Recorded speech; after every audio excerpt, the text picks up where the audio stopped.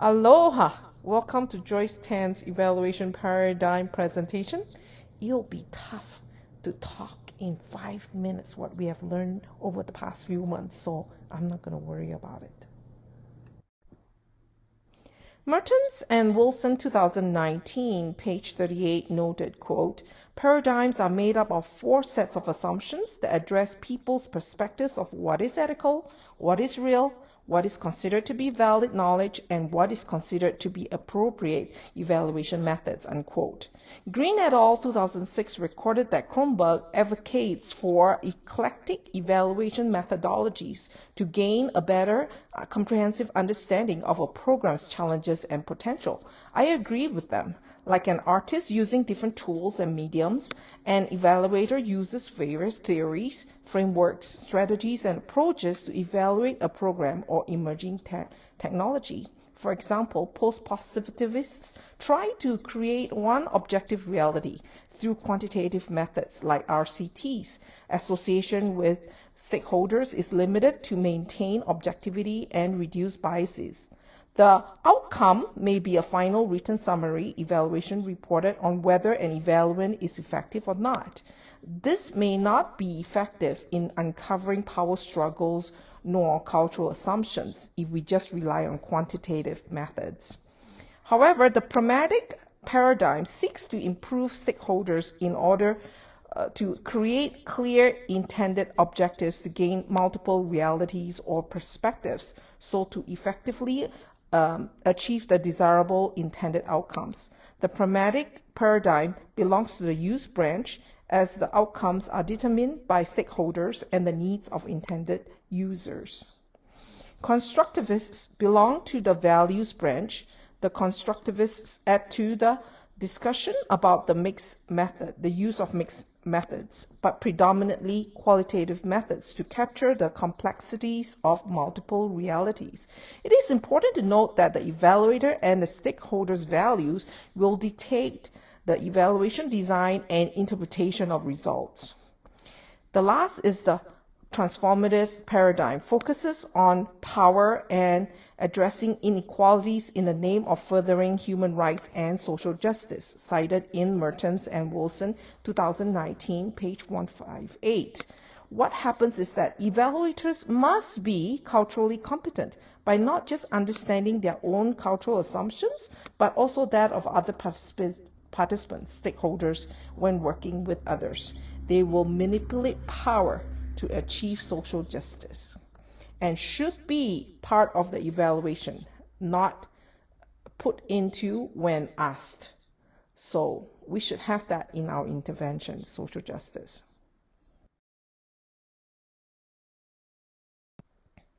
My POP deals with Brigham Young University Pathway Connect, an online university with about 23,000 students. 8,000 of them are international students from 132 countries. I would like to help them pick up the English language skills online, and as you can see, some of them belongs to a group of students who are able to have easy access to the Wi-Fi, while on the other end of the spectrum are those who struggles to make ends meet and learn from their mobile phone, and they have only limited Wi-Fi access and perhaps share only one computer within the whole group. And so what can we do to provide that online learning opportunities for all groups of students? The 4 paradigms shed light on how I should approach my POP intervention. For example, in the methods branch, the evaluator is an objective, neutral party. So in my post-positive approach of pre-post surveys, I will blast out a survey to students and check on their attitudes of ELLs. To what extent did Pathway Connect help students improve their English language skills, specifically reading, writing, listening, speaking? And through my intervention, the post survey will be given out to find out how they felt, whether they have actually improved or not. And so this can be given out to all 8,000 students. And so that would be an easy post-positivist survey to be given out. The next one is a pragmatic approach. That tells me the use branch I need as an evaluator to be the social relations manager to facilitate the use, and so that the intended outcomes of my intervention will be and findings will be useful.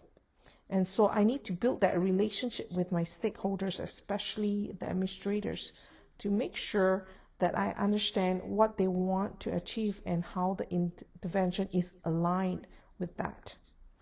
Then the constructivist approach is big because it will help me understand the value branch, which is I, as an evaluator, it has the role to be the communicator who engages in meaningful dialogue. So part of my possible intervention, there are many others, I need to talk with my advisor, is using vocabulary learning strategies via Quizlet for those who can digitally learn, and using paper flashcards for those who cannot access Wi-Fi. So by teaching them vocabulary learning skills, students from both ends of the spectrum with internet access and limited access will still be able to acquire the English language vocabulary. So using qualitative focus groups and interviews to evaluate successful and unsuccessful ELLs, and using also formative and summative reports on vocabulary learning strategies, then we will see if we can accomplish the intended outcome. The transformative paradigms is important because it's another intervention that I'm thinking of in which we can help students be acculturated into a US-based classroom, because these students are from 132 countries. They are learning from their home countries, and they may be oblivious to the unspoken cultural expectations, and giving these students, some of the students, a voice so that they can learn from their fellow students some of the strategies to be able to thrive in a US-based classroom is important. So you notice that the size of the circle, or which paradigm is emphasized, depends on the evaluator's focus and intention on a certain aspect of evaluation. I would be a pragmatic constructivist as I listen to stakeholders to create the intended outcomes and provide interventions to add value to all participants, whether they have access to internet or not. Hence, the bigger circles for pragmatism and the constructivism approach, right? The middle red spot shows that all the four paradigms do share some similarities. For example, the intent of an evaluation is to learn, improve, and show accountability. So to summarize, Stuffelbeam and Kronberg in Green et al. 2006, evaluation is to improve decision making.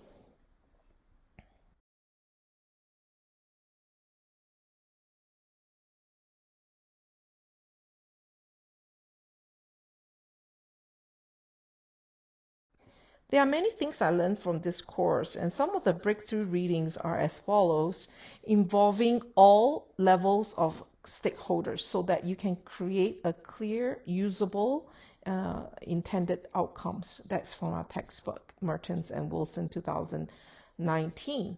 The second one is to use appropriate research methodologies at different stages of the intervention, including formative evaluation, to make necessary adjustments to ensure achievement of the intended outcome. That's from our Kakurova and Lakin 2018. The third one is to implement developmental evaluation by Patton 2006, because this Pathway Connect is an emerging technology. Okay, the things I teach, the vocabulary learning strategies, are also emerging technology. Because my site is always changing. The administrator, right up to the president of the university, we just have a new president.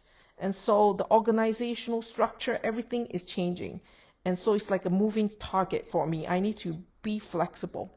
So developmental evaluation is important for me to be able to be flexible in my interventions and to work continually with the right stakeholders. Number 4 is that I learned the impact evaluation. And this impact evaluation of emerging technology is important because there are many challenges that needs to be addressed among especially our participants. Number 1 is their readiness for change among stakeholders, administrators as well. That means whether they understand and accept the need for change. And number 2 is the urgency or need for change, meaning that do they understand the rationale behind it? Do they feel that the need for change is needed, And then the third one is learning anxiety, participants feeling safe and able to practice to correct mistakes. So you need to give them space, opportunities to practice their English language skills without degrading them, penalizing them. So you give them opportunities to learn from multiple examples, so to speak. Hence, these are some of the breakthroughs that we talk about.